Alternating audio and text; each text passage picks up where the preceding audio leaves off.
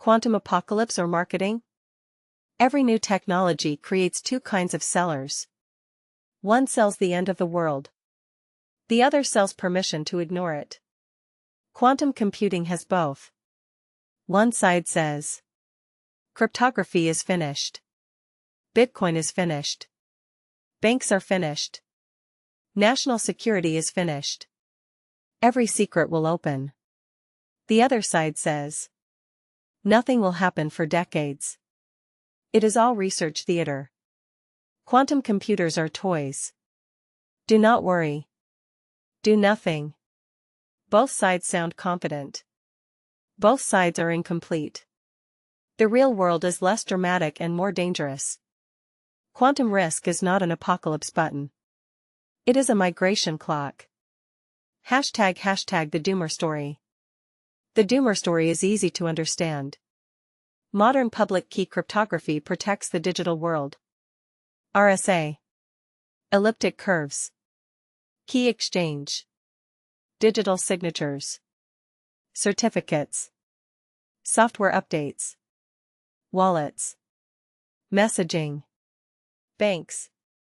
Cloud infrastructure. If a cryptographically relevant quantum computer appears, some of these assumptions break. Not because the machine is magical. Because algorithms such as Shor's algorithm change the cost of certain mathematical problems. That part is real. A strong enough quantum computer would be a direct threat to widely used public key systems. This is why NIST created post-quantum standards. This is why CISA, NSA, and other government agencies talk about quantum readiness. This is why Microsoft and Cloudflare are moving their infrastructure toward quantum-safe defaults before the crisis. The doomer is not wrong that the threat exists.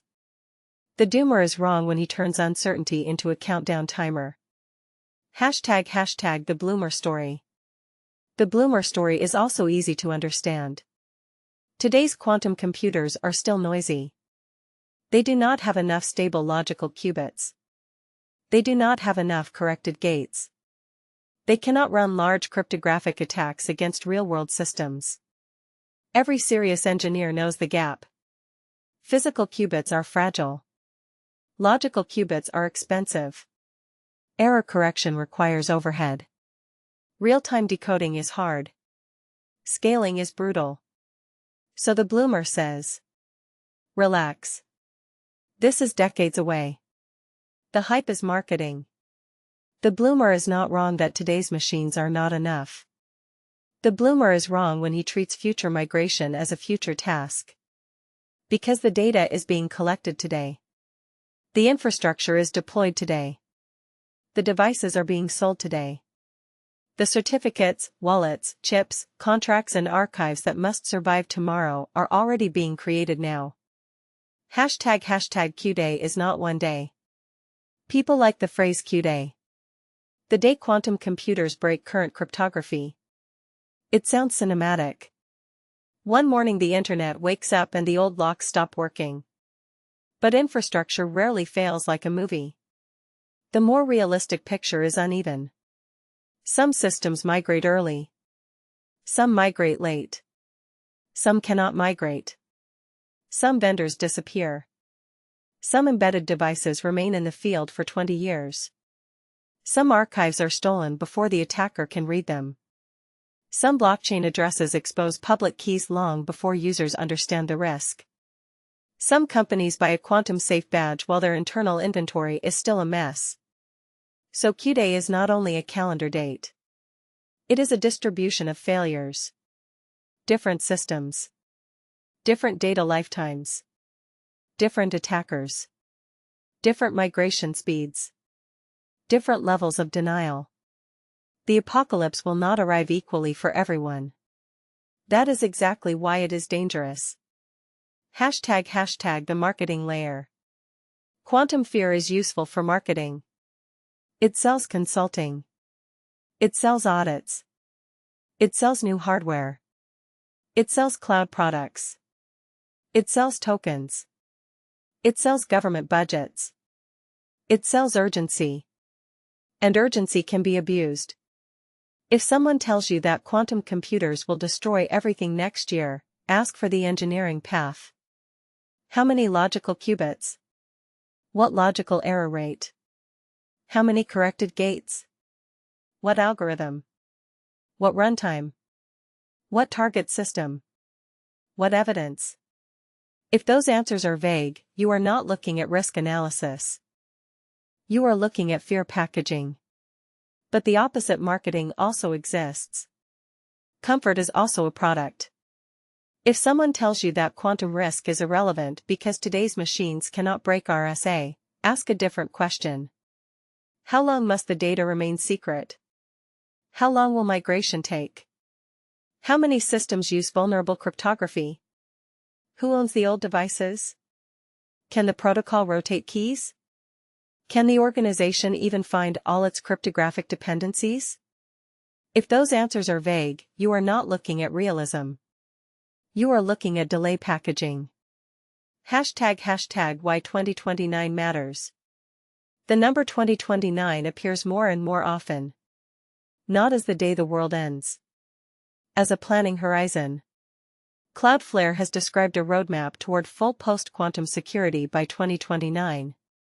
Microsoft has accelerated its quantum-safe program and now talks about supporting the transition to quantum-safe algorithms by 2029. IBM's Starling roadmap also uses 2029 as a target for a fault-tolerant quantum system. These are not the same claims. Cloudflare is talking about internet security migration. Microsoft is talking about product and ecosystem transition. IBM is talking about a quantum computing system roadmap. But together they show something important. The serious players are not waiting for perfect certainty. They are treating the next few years as the window where migration must become real. That does not mean cryptography dies in 2029. It means the professional world does not want to discover in 2029 that it should have started in 2024. #the crypto version of the debate. Crypto people often turn the quantum discussion into a cartoon.